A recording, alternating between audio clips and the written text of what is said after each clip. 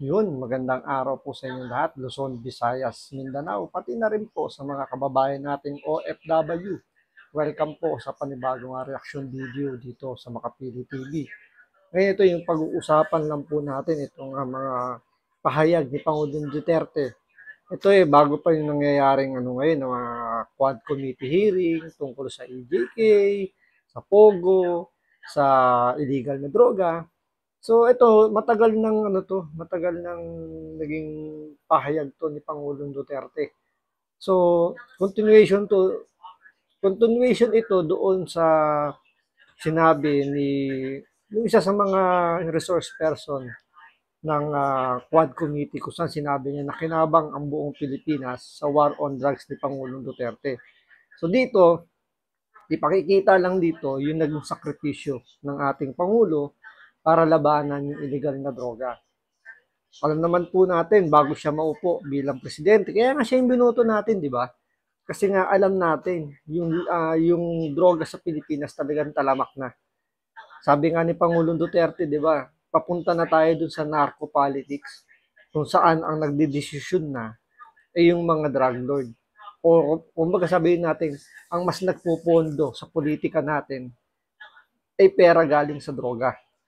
So kaya nga natin binoto si Pangulong Duterte kasi nakikita na natin, lantaran na yung pagbebenta ng mga illegal na droga, yung mga addict, hindi na nahihiyang lumabas ng kanilang mga bahay. Mas nakatambay pa sila sa labas at alam niyo parang nagyayabang pa na sila ay gumagamit ng illegal na droga, samantalang tayong mga sumusunod at ayaw natin sa droga, tayo yung mas takot lumabas. Kasi baka nga naman may mangyari sa pamilya natin o mismo sa atin. Diba? Tayo na mismo yung umiiwas. Pero nung panahon ni Pangulong Duterte, bumaliktad yung mundo. Itong mga addictos na to, sila yung mga nagtago. Sila yung mga, alam yun, binigyan sila ng second chance na magbagong buhay dahil nga doon sa binigay na warning ni Pangulong Duterte, dalawa lang kalalagyan nyo, di ba? So, it's either sumunod kayo sa kanya or baka kunin kayo ng liwanag. Bigla na lang kayo tumaob dyan. So, dahil doon, ito yung ngayon yung nangyayari kay Pangulong Duterte. So, binabalikan na po siya ng kanyang mga nakalaban, ng kanyang mga nasagasaan sa kanyang war on drugs. Pero bago natin muna ipagpatuloy yan, pakinggan natin yung naging mensahe ni Pangulong Duterte para ma-connect natin dito sa topic natin. Kaya kung hindi ka pa nakasubscribe sa Makapili TV, baka pwede naman pakipindot po muna yung subscribe button. At the same time, palike na rin po ng video, wala naman pong bayad yan. Kaya pindot na. So ito, panoorin po natin itong mga pahayag ni Pangulong Duterte na nakaka-relate or talagang sabihin natin nangyayari na ngayon. Ito yung napredict niya na to bago pa niya simulan yung kanyang war on drugs. Alam niya na mangyayari to at pinaghandaan niya na ito. So ito, panoorin po natin. Palagay na natin totoo yung sinabi. Papalagay na natin totoo yung sinabi ng human rights. Ito, walang admission of guilt to Ang sabi ni Pangulong Duterte, dahil inaakusahan nga siya ng EJK, di ba? Ipagpalagay na lang natin na totoo. Totoo yun ng mga nangyayari ibinibintang sa kanya. Especially ng mga anti-Duterte. Siyempre, andyan na yung CHR na dati pa namang galit na sa kanya yan. Panahon pa ni De Lima, nasa Davao pa, mayor pa lang ng Davao si Pangulong Duterte, galit na sa kanya yung CHR. Binabanatan niya sa doon tungkol dun sa EJK daw at yung Davao Death Squad. Naalala niyo yun, yung kay Matobato. Ito yung mga time na kauupo pa lang ni Pangulong Duterte, di ba, biglang lumutang yung Davao Death Squad. Pero kung iisipin nyo, nung panahon pang mayor siya at iniimbestigahan na siya ng CHR, hindi nila nailabas yung Davao Death Squad. So lalo lang nilang idiniin yung Davao Death Squad na yan nung naupo na siya bilang presidente. Kasi ramdam nila na mangyayari yung kinatatakutan nilang mauubos. Yung mga drugista na yan, yung mga basta may connection sa illegal drugs. Alam nilang sasagasaan sila. Kasi nga, di ba, sabi nga ni Pangulong Duterte, kahit ang gobyerno natin, napasok na ng droga. So, lahat yan, may connection na. So, nakikinabang na yung mga government employee or government official natin dun sa droga. Kaya nga nung inimplement niya na yung kanyang war on drugs, maraming nasagasaan diyan, maraming tinamaang ang kabuhayan ay nakadepende. O sabihin natin, yung kanilang other source of income, maliban doon sa sinisweldo nila sa gobyerno, ay nasagasaan. Siyempre, dahil nawalan sila ng kita or lumiit yung kita. Nasa dalawa lang naman, lumiit yung kita nila kasi nga humirap yung bentahan eh. Or nawalan sila ng kita kasi nga naubos yung kanilang mga runner, naubos yung kanilang mga produkto. So hindi sila makapag-produce kasi naharang na nga 'di ba yung sa magnetic lifter, yung mga laboratoryong gumagawa rito sa atin sa loob mismo ng kulungan doon daw nagluluto, 'di ba? Natigil lahat 'yan dahil kay Pangulong Duterte. So makikita natin dito, malaki talaga yung nasagasaan ni Pangulong Duterte. Kaya ngayon, sabi nga niya rito, tuloy lang natin. Ipagpalagay na natin na totoo lahat ng ibinibintang sa kanya. Pagpalagay lang natin, pero walang admission of guilt to Ipagpalagay lang natin na totoo. Pero ito nga yung balak ng tanong ni Tatay Duterte, yung Tatay Digo. So tuloy natin to. Na sino nakinabang yan? Ako. Ako ang nakinabang, pamilya ko. Nakinabang sila dyan sa patay na yan. Sino? Sino nakinabang? Kayo, ang anak ninyo, ang bayan natin, ang nakinabang. Sino nalagay sa alanganin? Ako, pamilya ko, yung buhay nila, gagantay ang mga yawa na yan. Di ba? Totoo. Nangyayari na ngayon. Paano gumaganti ngayon yung mga nasagasaan ni Pangulong Duterte? Yan, kaliwat ka ng hearing sa Kongreso, hearing sa Senado, pagkukonek ng droga, ng EJK, tsaka ng Pogo. Lahat ibinibintang sa kanya. Ito na yung bawi na sinasabi ni Pangulong Duterte. Pero ang tanong, lahat ba nakinabang sa kanyang war on drugs? Siguro yung magsasabi nila ng hindi nakinabang, may mga sayad ang ulo. Sabi nga ni Pangulong Duterte, ipagpalagay na natin totoo, ibinibintang, na yung mga may involvement sa droga, yung mga nagtutulak na yan, yung mga sabog na yan, yung alam yung sira na yung ulo, dahil sa kagagamit ng illegal na droga. Sabihin na natin, ipagpalagay na natin na totoo. Sabi nga ni Pangulong Duterte, sino ba ang nakinabang dyan? Diba? Ang tanong ba, natuwa ba kayo na yung mga adik na pakalat-kalat dyan sa lugar ninyo, yung sabihin natin mga adik na pwede nang gumawa anytime ng hindi maganda. Kasi alam nyo, kapag ang isang tao lulong na sa droga, parang ng time bomb yan. Any moment, sasabog na lang yan. Ganon din yung bangag na sa illegal na droga. Anytime, may pipitik sa ulo niyan, sa utak niyan, bigla na lang yung mga ngatay ng tao. Bigla na lang yung gagawa ng hindi maganda. It's either, alam niyo yun, hahatak na lang yun ng tao, bigla na lang yung sasaksakin, gagawa ng, nag-iisip na ng, para masustain niya yung kanyang bisyo. Diba? Andyan na yung kung ano-ano yung tumatakbo sa utak nila. Parang ang time bomb yan. Anytime yan, sasabog na lang yan. At pag yan sumabog, sigurado, merong inosenteng tao magiging casualty. Tapos itong nangyari ngayon dahil na-prevent nga yun, di ba? Kumbaga, inunahan na. Sabihin na nga natin totoo, sabi nga ni Pangulong Duterte, for the sake of arguments. Tama lang ba? Or sabihin natin, naging pabor ba sa atin yung nangyaring nawala yung mga drogistang yan? Ako personally, oo.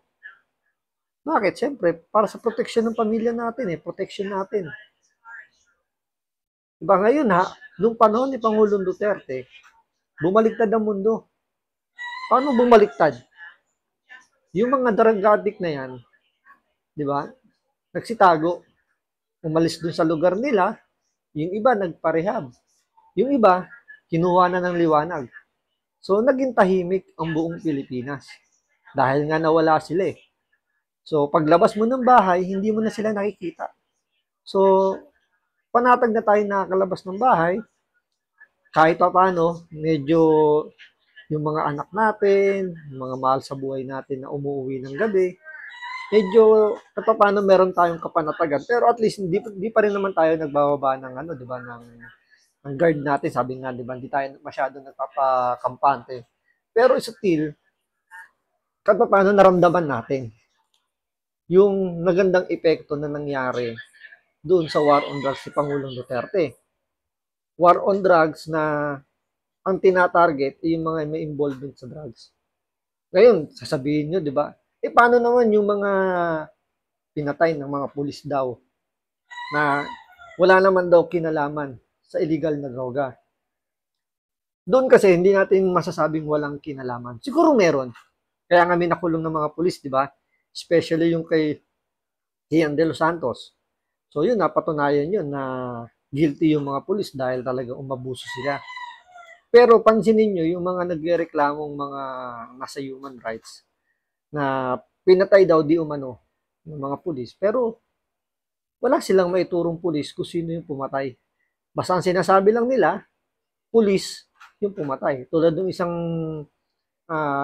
biktima daw na pinasok daw yung bahay nila ng mga armadong lalaki at kinuha yung kanilang tatay at pinatay.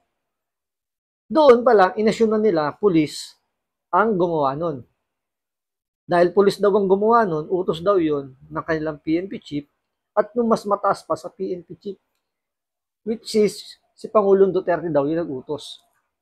Diba, kung titingnan nyo kagad, bakit andong kagad sa punto na ibinato kagad yung sisi kay Pangulong Duterte.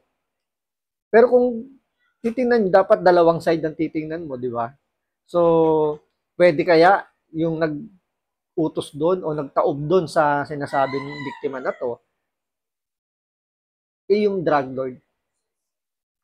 O yung sabihin natin, yung isa sa mga nagbebenta, nagsusupply sa ganun, na baka ituro sila. Sabihin natin, pwedeng asset din yon. So, hindi natin alam. Di ba? Pero, sa kanila, si Pangulong Duterte yung nag-utos. Kaya nga sabi nga dito ni Pangulong Duterte, di ba? Sino ba yung nakinabang? Sabihin natin, buong Pilipinas, di ba? Nakinabang diyan.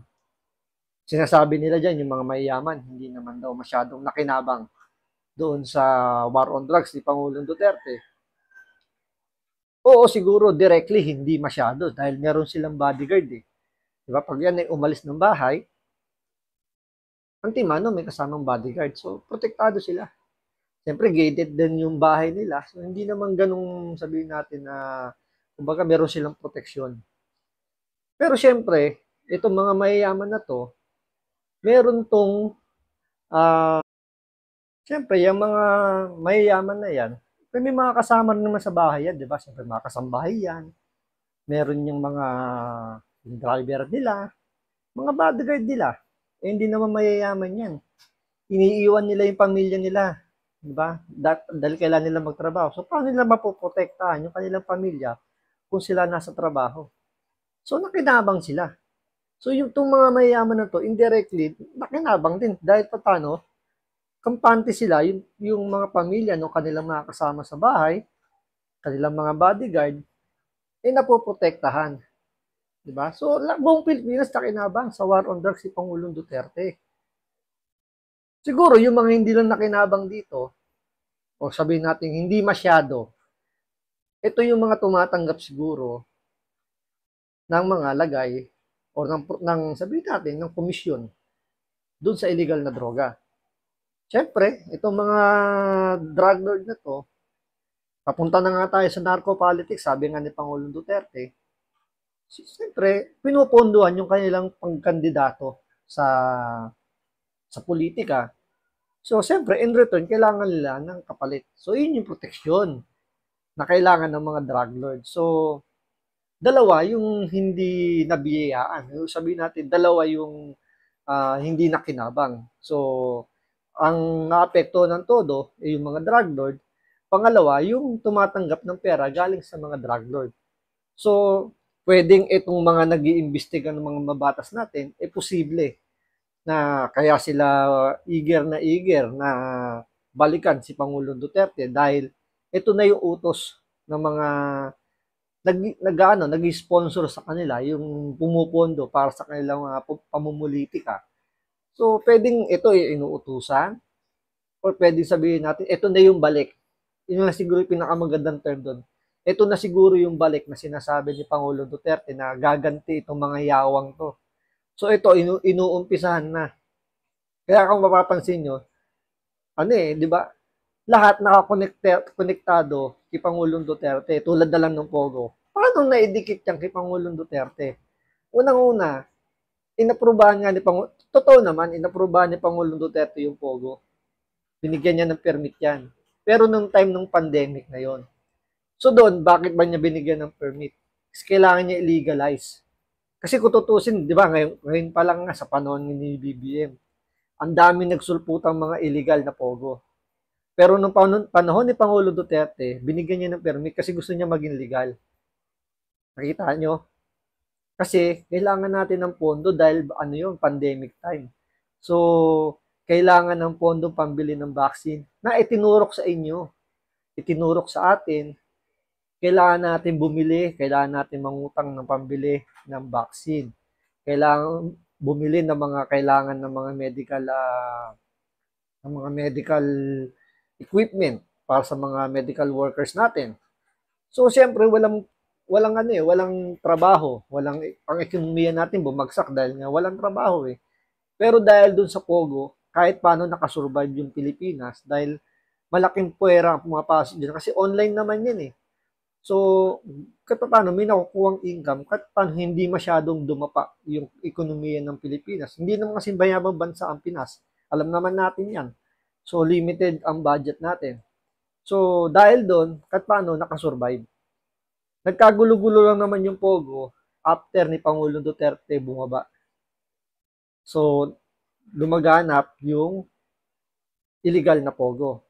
Kaya nga kung mapapansin nyo, di ba naglabas ng picture si Atty. Topacio na kasama nila BBM, ni First Lady Lisa Marcos, yung mga big boss daw ng Pogo.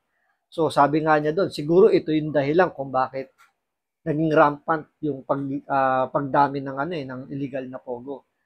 So doon pa lang kita nyo na malayo si Pangulo Duterte doon sa, sabihin natin, hindi masyadong maididikit doon sa Pogo, pero naidikit nila yan sa panong paraan. Dahil doon sa sinasabi nilang reward daw na ginagawa ng PNP during nung tokhang. So, kapag marami raw na uhuli yung mga pulis, o marami silang accomplishment regarding sa tokhang, may reward money daw yan na nanggagaling daw sa Pogo. Yun ang sabi. So, ikinonect nila dun sa Pogo para sabihin natin, kasi EJK, given na yan, talagang ididikit sa kanya. So, yung Pogo na medyo malayo dapat sa kanya, is na-connect nila dahil dun daw kinukuha yung pondo para sa reward ng illegal na, hindi naman illegal, yung tokhang. Ngayon, yung illegal na droga, na-connect din sa kanya. Considering siya yung lumaban sa war on drugs niya, laban sa illegal na droga, pero na-connect pa rin kay Pangulong Duterte. Sa papanong paraan? Sa anak niya, kay Pulong. Dahil yun yung kwento ng ng inmate na ang narinig daw niya or naikwento raw sa kanya na yung shipment daw na yun pagmamayari daw ni Congressman Pulong Duterte. Yung nagkwento na yun, convicted po yun. Nakakulong po ngayon at sinight in contempt din ng Senado dahil nga sa pagsisinungaling daw. Considering na nandun pa si Trillanes, nandun si Gordon, andun yung mga malulupit na magaling mag-akusa ng, alam niyo, yun yung hindi naman baseless, pero more on ganun din yung nangyayari kasi puro akusasyon, wala naman may pakitang ebidensya. Nandun na sa hearing na yun, pero ikinontempt nila, hindi nila na-connect kay Pulong Duterte. Pero ito ngayon, itong Quad Committee, pininiwalaan nila, binigyan nila ng benefit of the doubt na nagsasabi raw ng totoo. Itong si Gubatan yata apelyido nun, yung inmate na yun. Pero, di ba, dinismiss na ng ombudsman. Kita nyo, dismiss na yung kaso ng ombudsman. Ombudsman na mismo, mga judge po yan na nakaupo dyan. I-dismiss na yan. Pero sabi ng Kongreso, Bigyan natin ng benefit of the doubt yung sinabi nitong testigo natin para lang maidiin si Pangulong Duterte. Kaya nga nangyayari ngayon, pati yung mga tao na inappoint ni Pangulong Duterte, iniipit na ngayon itong Quad Committee. Binibigyan nga nila 'di ba ng hindi magandang impression yung pagkaka-appoint sa kanila. So sinasabi na bakit daw itong isa na-appoint sa PCSO, hindi naman daw, kumbaga, galing siya ng pulis. Bakit daw siya inappoint bilang general manager ng PCSO? Dahil daw siguro close sila or special daw siya. Yung isa naman, inappoint sa DENR, considering galing din siya ng PNP. Pero kung iisipin ninyo, yun yung script nila eh. Bakit daw sila inappoint? Eh, hindi naman daw. Kumbaga wala sa linya nila, malayo. Bakit sila yung inappoint? Yun yung pinagdidiinan nitong Quad Committee ngayon. Pero hindi nila naisip, yung secretary ng DENR is si General Roy Simato. General po galing ng AFP. Chief of Staff to dati, si Roy Simato. Pero bakit siya ang inappoint ng DENR? At hindi nila questionin na bakit si Simato inappoint ni Pangulong Duterte bilang secretary ng DENR. So, ibig sabihin, close din siya kay Pangulong Duterte. Diba? So, ngayon, nakikita na natin dito na yung panggigipit ngayon, mukhang totoo. Ito na siguro yung sinasabi ni Pangulong Duterte na ito na yung ganti ng mga drug lord na nasagasaan niya nung panahon ng siya ay presidente at nilalabanan niya ito ng kanyang war on drugs. So ito na yung pinakaganti. Diba? Kahit nga si VP Sara, diba? Andyan na yung binabanatan na sa Kongreso. So hindi natin sinasabi na mga na kusino man, pero marami sigurado sa mga mambabatas natin yung mga sabi natin, mga mambabatas natin na nasagasaan yung kanilang pinagkakakitaan, yung kanilang yung kanilang source of income dahil nga yung paglaban ni Pangulong Duterte sa war on drugs, ito na yung balik. Siguro marami doon sa tinamaan sa war on drugs na negosyo, may involvement yung mga mambabatas natin. Kaya kung mapapansin ninyo, itong mga mambabatas natin talagang gigil na alam niyo, may pakulong si Pangulong Duterte para makaganti man lang sila. Kasi kung hindi nila may papakulong si Pangulong Duterte, nagtagumpay si Pangulong Duterte sa kanyang war on drugs na hindi nila matanggap na pati sila ay nasagasaan. So, tingnan natin sa mga susunod na araw kung ano yung magiging galaw pa nitong Quad Committee kasi obvious na obvious talagang ang target dito ay idiin at may pakulong si Pangulong Duterte. So, abangan natin yan. So maraming salamat sa panonood. Ingat po kayo lagi. God bless.